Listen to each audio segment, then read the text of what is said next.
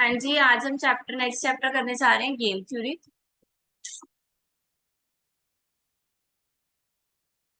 तो game theory क्या है? Game theory is the study of how people interacted and make decisions. ठीक है, कैसे पीपल अपने एक दूसरे को इंटरेक्ट करते हैं और डिसीजंस लेते हैं। This broad definition applies to the most of the social science, but game theory apply mathematical model to this interaction under the assumption that each people behavior impact the well-being of all other participants in the game. These model are often quick, simplified abstraction of real world interactions. ठीक है, game theory है। Game theory like a game. ठीक है, जैसे game होती है वैसे एक पर्सन अगर हारता है तो दूसरा जना जीतता है, एक हारता है दूसरा जीतता है। तो यानी कि एक पर्सन की जो इंटरेक्शन है वो दूसरे पर इम्पैक्ट डालती है। वो यही बोल रहे हैं कि each person behaviour impact the wellbeing of the other participants. Other participants पे एक पर्सन का इम्पैक्ट, हर पर्सन का इम्पैक्ट पड़ेगा विद इन अ गेम। ठीक है, और गेम को जब हम मैथमेटिकली मॉडल बना लेते हैं तो वो गेम थ्योरी बन जाती है।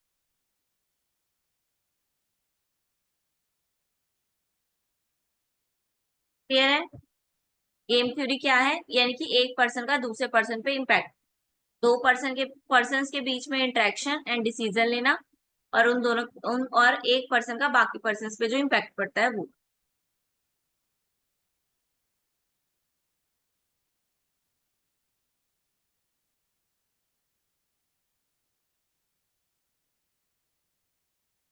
मीनिंग क्या है? Game theory is the study of a strategic interaction among national players. ठीक है, यानी कि प्लेयर्स के बीच में एक इंटरेक्शन स्ट्रेटेजीज बनना, दैट इज गेम थ्योरी।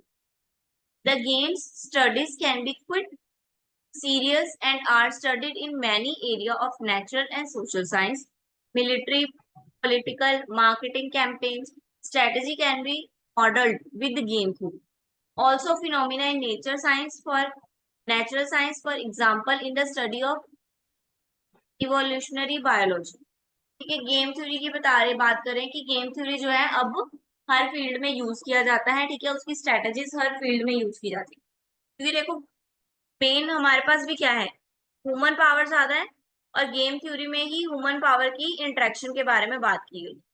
तो इसलिए उसको हम सोशल साइंस यानी कि सामाजिक शास्त्र, ठीक है, मिलिट्री, पॉलिटिकल, मार्केटिंग कैंपेन्स, इन सब में हम गेम थ्योरी को यूज करते हैं। The interaction situation specified by the set of participants, the possible course of action of each agent, and the set of all possible utility payoff is called a game. The agent playing a game called the player. ठीक है, क्या क्या होता है इसमें? Interaction करना, situation को समझना। ठीक है, सेट ऑफ पार्टिसिपेंट्स होते हैं, एक अकेला पर्सन तो नहीं होता गेम थ्योरी में, पार्टिसिपेंट्स होते हैं। ठीक है, उनको पॉसिबल यूटिलिटीज दी जाती हैं कि क्या क्या आपको परफॉर्म करना है। फिर जब वो परफॉर्म करते हैं वो किस में आ जाएंगे? गेम थ्योरी में आ जाएंगे। और जो इसको परफॉर्म कर रहे हैं वो कौन आएंगे? प्लेयर्स हैं। ये एक कॉम्पिटिटिव सिचुएशंस होती है। ठीक है, कॉम्पिटिटर होते हैं सारे एक दूसरे के।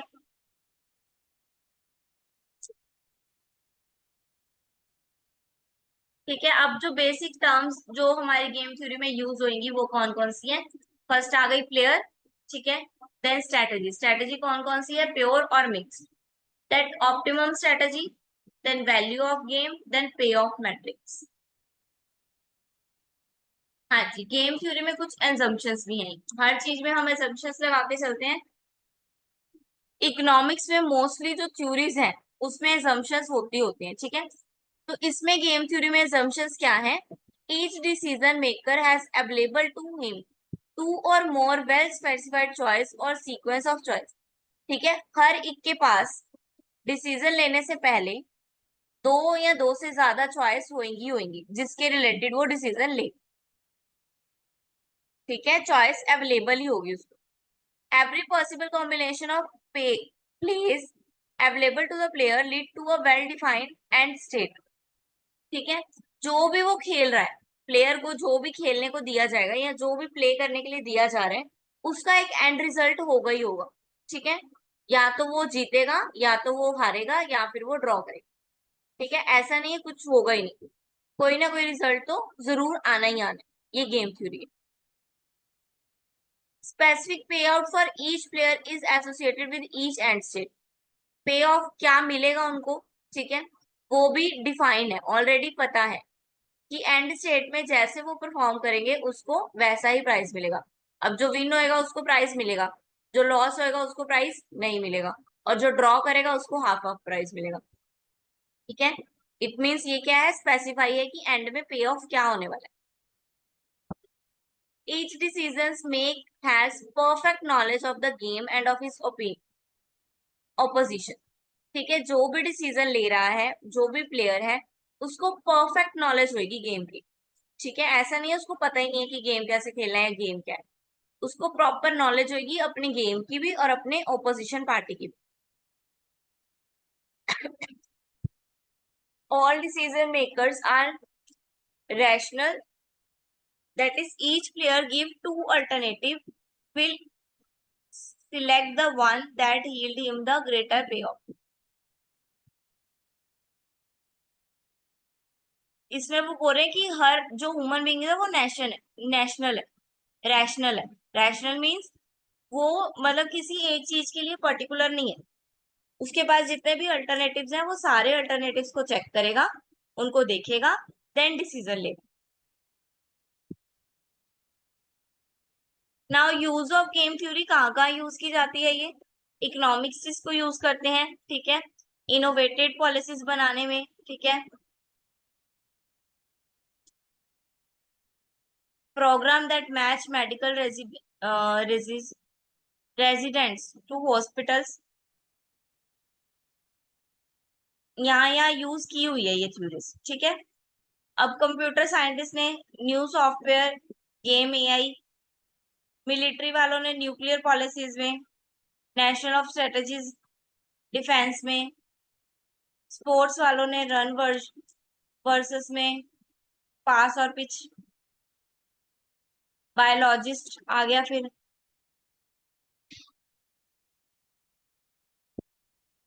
For game theory our focus is on game where, जो गेम थ्योरी हमारा फोकस गेम्स पे होना चाहिए। ठीक है, जो जिसमें कौन क्या क्या है, दो या दो से ज्यादा प्लेयर्स होंगे, चॉइस ऑफ एक्शन होगी, यानी कि स्ट्रेटजीज होगी आपके पास, टू एंड मोर आउटकम्स होंगे।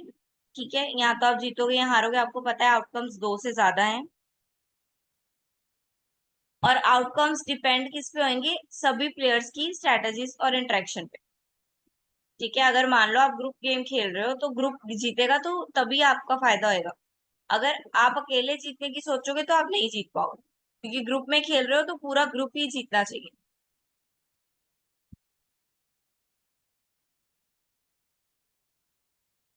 But does this rule out game of pure chance.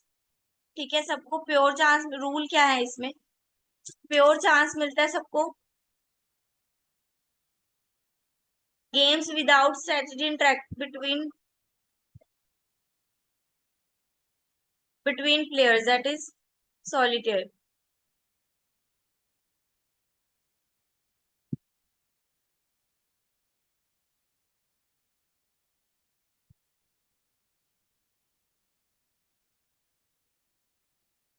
Then आ गए हमारे एलिमेंट्स ऑफ गेम। हाँ जी, यहाँ तक सबको क्लियर है गेम के बारे में, गेम के प्लेयर्स, गेम की एजम्पशंस।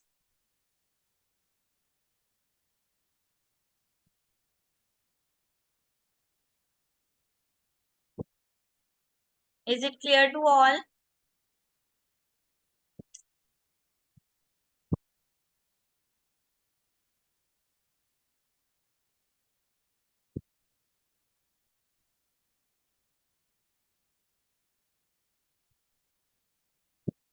Yes, okay. हाँ जी, एलिमेंट ऑफ गेम, अब गेम के एलिमेंट क्या है जो इम्पोर्टेंट है, यानी कि जो वर्क करने वाले हैं वो एलिमेंट्स क्या है गेम के। हर गेम के जैसे रूल्स होते हैं ना वैसे एलिमेंट्स। ठीक है, सबसे पहले एलिमेंट यानी कि जब प्लेयर्स, ठीक है, कि कितने प्लेयर्स खेलने वाले हैं, कितना उनको चांस मिलने वाला है खेलने का, ठीक है। Then complete description of what the player can do, the set of all possible action. उनको बताया जाएगा कि आपको क्या करना है, यानी कि गेम कैसे खेलें, ठीक है। मान लो हम कोई गेम खेलते हैं, क्रिकेट ही मान लो, क्रिकेट खेलते हैं, तो क्रिकेट में प्रॉपर बताया जाता है कि इतने ओवर्स मिलेंगे, एक ओवर में 6 गेंदें होंगी। प्रॉपर उनको नॉलेज दी जाती है पहले, ठीक है। उनको पता होता है कि पॉसिबल सेट ऑफ एक्शंस क्या है, क्या क्या गेम में होने वाला है, ठीक है। एम्पायर का रिजल्ट फाइनल माना जाएगा, ये सब knowledge. Then information that player are available when choosing their action, ठीक है। जब भी उसने अपना एक्शन चूज करना है, उसको प्रॉपर इंफॉर्मेशन होगी प्लेयर्स को। डिस्क्रिप्शन ऑफ लेआउट, लेआउट भी पता होगा कि अगर आप जीतोगे तो क्या मिलने वाला है, अगर हारोगे तो क्या मिलने वाला है।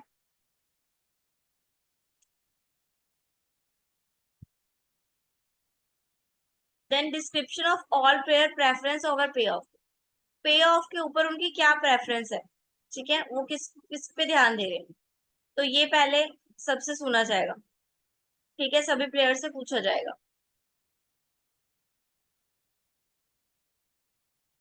नाउ टाइप आ गई गेम थ्योरी की।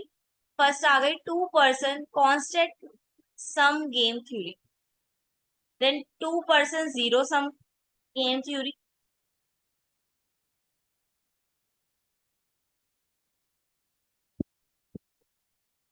जिसको हम प्रिजनर डायलेमा बोलते हैं, ठीक है। Saddle point, wait a minute.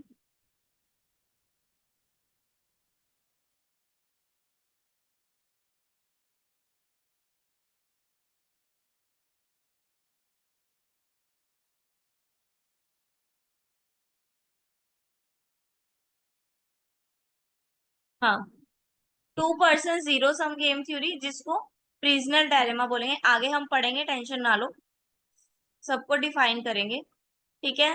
Then saddle point, mix strategy, rectangular game as linear programme.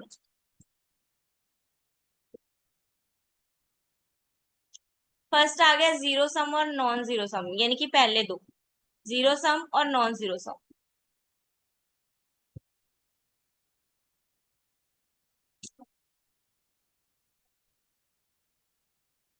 In zero sum game a player gain is equal to another player loss, ठीक है। Zero sum यानी कि जो amount है वो equal होगी,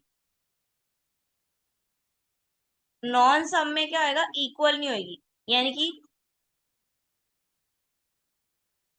जो gain होने वाला है वो मे बी लॉस से ज्यादा इफेक्टिव ना हो, ज्यादा बड़ा ना हो, ठीक है। लेकिन जो जीरो सम में है उसमें दोनों को बराबर ही होगा। अगर एक को लॉस हो रहा है, दूसरे को गेन हो रहा है, तो दोनों एक दूसरे के इक्वल हैं, यानी कि उतने का ही लॉस हो रहा है जितने का उसको गेन हो रहा है। लेकिन नॉन सम में ऐसा पॉसिबल नहीं है, नॉन सम में मे बी जो ए को गेन हो रहा है, मे बी वो बी का इतना लॉस ना हो रहा है। ए को तो गेन हो, मतलब एक पार्टनर को तो गेन हो ही रहा है, दैट तक कंफर्म है, लेकिन मे बी इक्वल परसेंटेज में ना हो।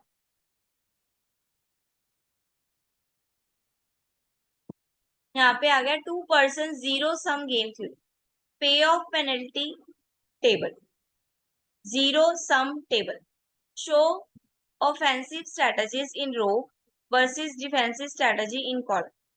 Given the gain of row player,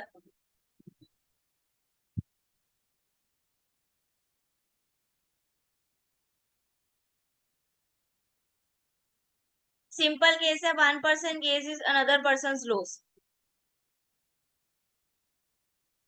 ठीक है। एक पर्सन का गेन दूसरे पर्सन का लॉस होगा, बस यही कह रहे, यही कह रहे ये, ठीक है। Decision makers benefit are completely opposite, ठीक है, एक का लॉस एक का गेन।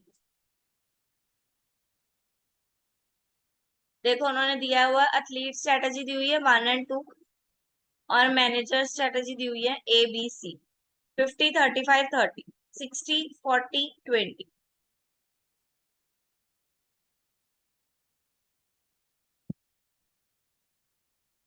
ठीक है।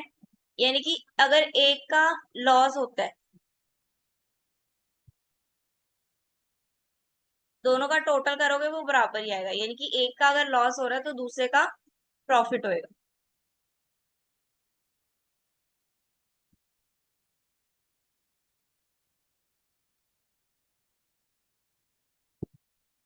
Is one brother loss, one person gain is another person loss.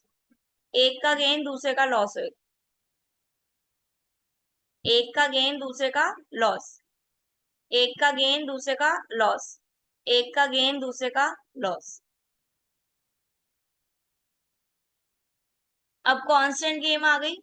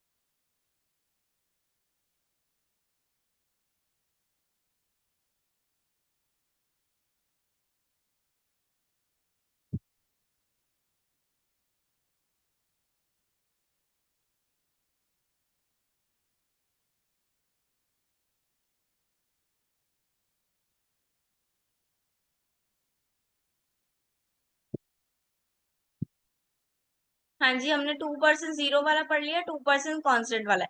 Constant वाला क्या बोल रहा है कि for any strategy the row player payoff and the column player payoff add up to a constant C, it can be converted to a 2% zero sum value by subtracting half of the constant from each payoff।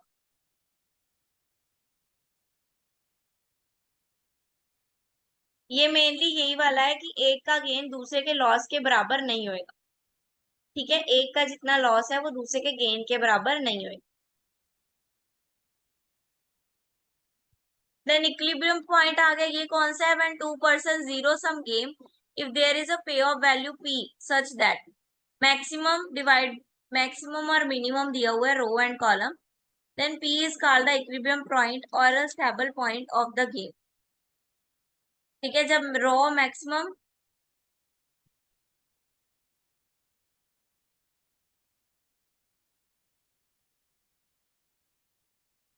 एक चीज minimum और एक चीज maximum होगी, then क्या आएगा? Equilibrium point आएगा। ठीक है, जिसको सैबल पॉइंट बोलेंगे।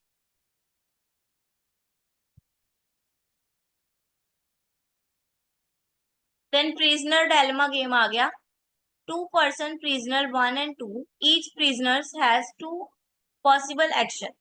prisoner 1 क्या कर रहा है? Don't confuse, prisoner 2 don't confuse और कंफ्यूज, यानी कि उसके पास दो पॉसिबल एक्शन है, या तो वो कंफ्यूज करे या वो कंफ्यूज ना हो। दो एक्शन है उसके पास। Player choose action simultaneously without knowing the action choose by the other. वो एक एक्शन चूज करता है लेकिन उसको ये नहीं पता कि दूसरे ने क्या एक्शन चूज किया।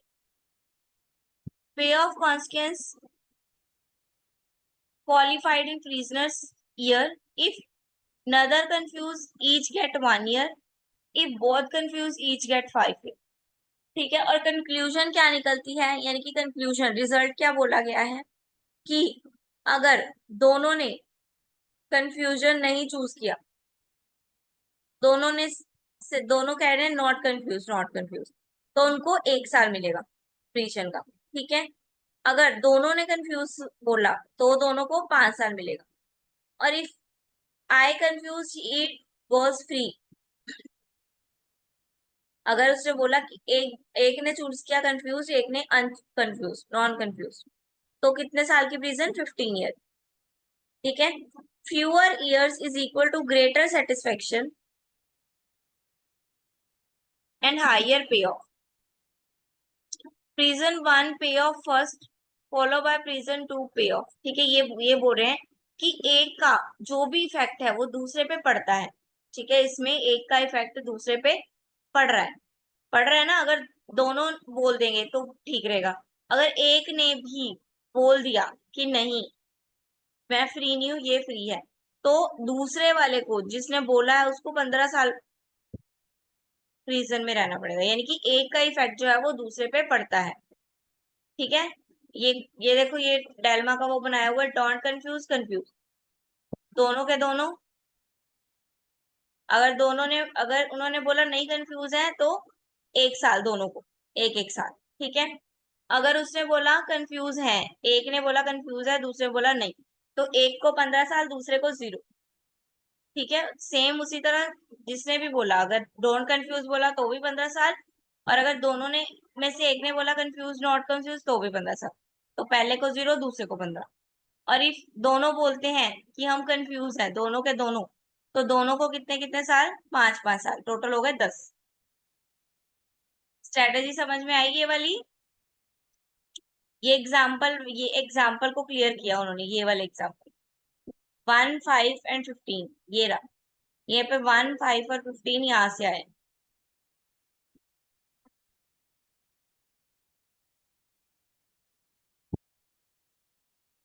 ठीक है, उन्होंने बोला था प्रिजनर ने, एक प्रिजनर 1 है, एक 2 है। अगर 1 प्रिजनर बोलता है दोनों कंफ्यूज है, दोनों कंफ्यूज नहीं है, ठीक है, नॉट कंफ्यूज, तो एक एक मिलेगा। अगर कंफ्यूज बोलता है तो एक को 15, एक को कुछ भी नहीं। सेम इसमें अगर नॉट कंफ्यूज बोलता है तो, अगर बोलता है एक को कंफ्यूज बोलता है, एक को नॉन कंफ्यूज, ऊपर बोला ना कन्फेस, एक का कन्फेस कर लिया, दूसरे ने नहीं किया, तो एक जिसने कन्फेस किया उसको 15। अगर दोनों ने कन्फेस कर लिया तो दोनों को 5-5।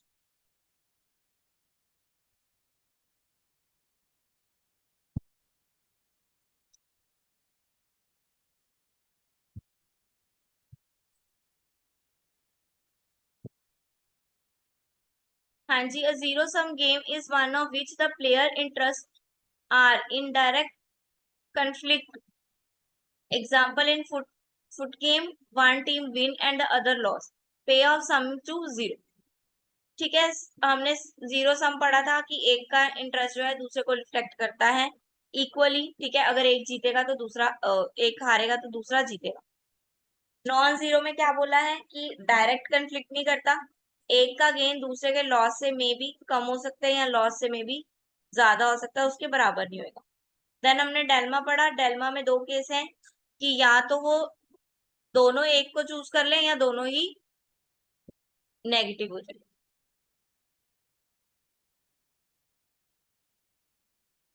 ठीक है, डेल्मा कहाँ कहाँ यूज किया जाता है, न्यूक्लियर आर्म रेसेस में, ठीक है, डिस्प्यूट सोल्यूशन में, कॉर्पोरेट में, और अदर एप्लीकेशंस। चैप्टर आपका हो गया कंप्लीट, चैप्टर नंबर 10। सॉरी, कौन सा चैप्टर है? अच्छा, मैंने गलत निकाल लिया।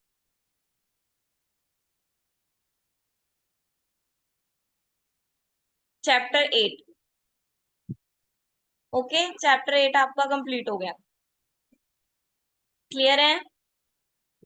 किस मैम एनीबॉडी कौन सा have any chapter doubt? Complete हुआ? यस। कौन सा चैप्टर कंप्लीट हुआ मैम? आवाज नहीं आई बेटा आपकी। मैम कौन सा चैप्टर कंप्लीट हुआ है? 8, चैप्टर 8 गेम थ्योरी। अच्छा 7 हो गया मैम। हाँ जी, मेरा तो मैम फर्स्ट डे था, मुझे पता नहीं था कि 7 चैप्टर हो गए। हाँ जी, 7 चैप्टर कंप्लीट हो चुके हैं। आप डॉट वे ऐप पे जाके उसकी रिकॉर्डिंग देख सकते हो, सभी चैप्टर्स की रिकॉर्डिंग पड़ी है, आप वहां से ठीक है रिवीजन कर ठीक है। सकते हो। तो मैम अभी सैटरडे ऑफ रहेगा ना? सैटरडे अभी आपको मंडे तक क्लियर कर देंगे कि सैटरडे ऑफ है या नहीं। ठीक है मैम ठीक है। ठीक है, आपका ग्रुप में हो ना आप ऐड, तो वहीं हाँ पे जी हाँ जी मैसेज मैम। आते हैं, वहां पे आप मैसेज चेक नहीं करते? नहीं मैम, किया था, मुझे ना पता नहीं था कि ये सैटरडे ऑफ है, तो मैंने देखा कि कल का आया है, तो आज वाला लिंक ना वैसा लेट हो गया, मैंने ना मैम को बोला तो फिर नहीं, उन्होंने एक कहा कि मैसेज हाँ अभी पिन होने भी वाला है। किया हुआ है। एक मैसेज पिन भी किया हुआ है जिसमें क्लासेस की डिटेल दी हुई है कि कौन से डे पे क्लासेस लगनी है और कौन से डे पे नहीं। ठीक है, आप उसको चेक कर ठीक लिया है करो। ठीक है। अपना ग्रुप जो है वो रेगुलर चेक करते रहा करो, क्योंकि कभी पता नहीं होता कब कौन सी क्लास लगनी है। ठीक है।